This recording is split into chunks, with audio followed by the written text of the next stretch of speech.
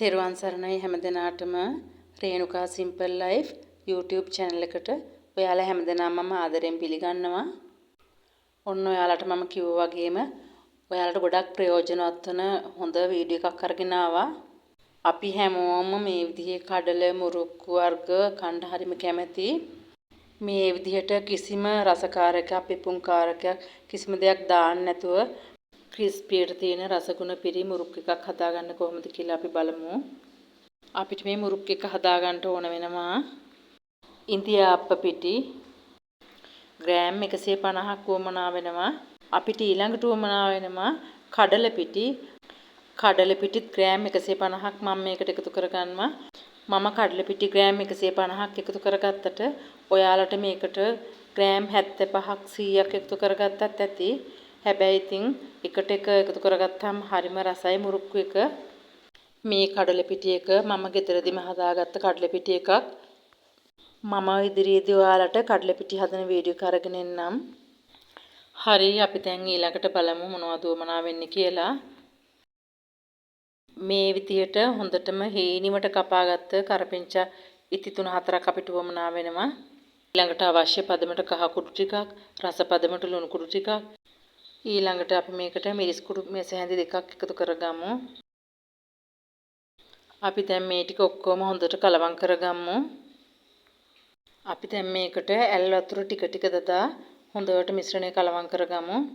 කොයි වෙලාවකත් ඔයාලා එකවර වතුර කලවම් කරන්න යන්න එපා. මේ විදිහට වතුර ටික ටික දදා කලවම් කරගමු. අපි දැන් මේ විදිහට හැන්ද ඉවත් කරලා අතින් හොඳට අනාගමු. ඔයාලා දන්නවනේ ඉන්දියාප්ප මිරිකන පදම එනකන් අපි මේක මේ විදිහට අනා ගන්න ඕන. මේ විදිහට අනද්දී මේ විදිහට සාමාන්‍යයෙන් ඇලෙන පදමට එනවා. එතකොට අතේ ඇලෙනවා වගේ දැනුණට ඔයාලා බය වෙන්න එපා. මේ ගානට ඇලුනට පස්සේ ඔයාලා අත හොඳින් සෝද ගන්නට. අතේ තියෙන පිට්ටික ඉවත් කරගෙන අපි මේ විදිහට අත සෝදගමු. අත සෝදගත්තට පස්සේ මේක මේ ඇලෙනවා වගේ පේන ගතිය එන්නේ නැහැ. ඇලෙන්නේ නැහැ. ඊට පස්සේ මෙන්න මේ විදිහට ඉන්දියාප්ප මිරිකන පදම ආවට පස්සේ ඉන්දියාප්ප වංගෙඩිය ප්‍රමාණයට කොටස් වලට වෙන් කරගමු. ඊළඟ දේ තමයි අපි මුරුක්කු මේක මිරික ගන්න කොයි පියල් ලෑව දාලාද කියලා. මෙන්න මේ කොටසට අපි කියන්නේ පියල් ලෑව කියලා. මෙන්න මේ විදිහේ පියල් ලෑව තමයි අපිට ඕන වෙන්නේ මුරුක්කු මිරික ගන්නට.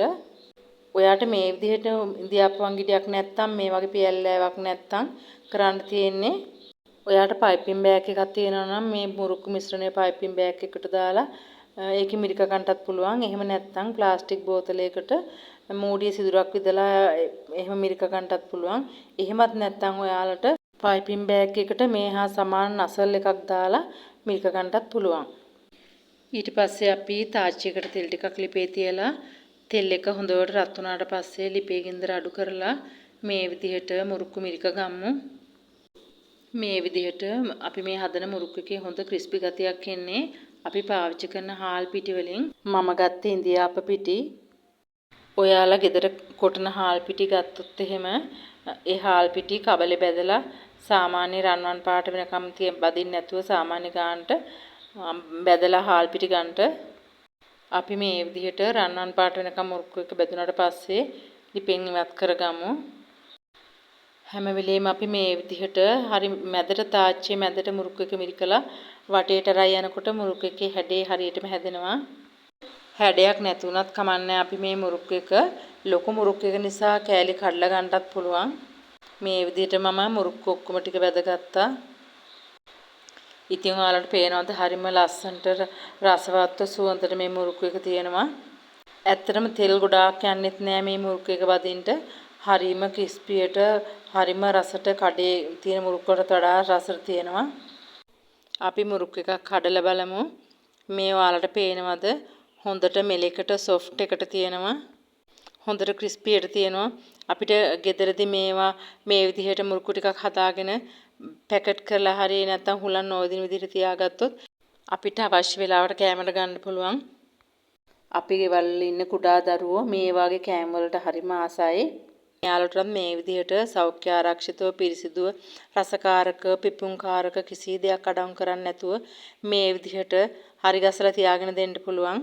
තවත් මේක රස ගන්නන්ට අපි ලුණු කුඩු ටිකක් මිරිස් කුඩු ටිකක් අරගෙන මේ විදිහට කලවම් කරලා අපි මේ විදිහට හොඳට මුරුක්කු හැම තැනම ගෑවෙන විදිහට මිශ්‍ර කරගමු.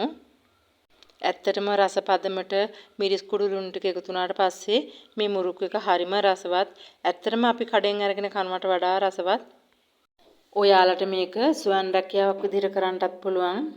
හරියටම මේ ප්‍රමාණවල වලින්ම ඉන්දියාප පිටි කඩල පිටි අරගෙන මේ විදිහට කරපිංච ටිකක් එහෙම වැඩිපුර දාලා මේ විදිහටම හරි ගස්සනවා නම් ඇත්තටම වෙළඳ පොලේ තියෙන අනික් මුරුක්කු වලට වඩා රසයෙන් ගුණයෙන් පිරි ගුණාත්මක භාවයෙන් ඉහළ නිෂ්පාදනයක් අපේ වෙළඳ පොලට ඉදිරිපත් කරනවා නම් ඇත්තටම කවදාවත් අපේ නිෂ්පාදන වලට ඉල්ලුම අඩු වෙන්නේ නැහැ.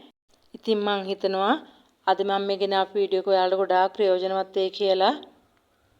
ඉතින් මම අද මේ ගෙනාපු වීඩියෝ එක හොඳයි කියලා හිතනවා නම් මගේ channel එක subscribe කරලා නැති යාළුවෙක් බලනවා නම් subscribe කරන්න.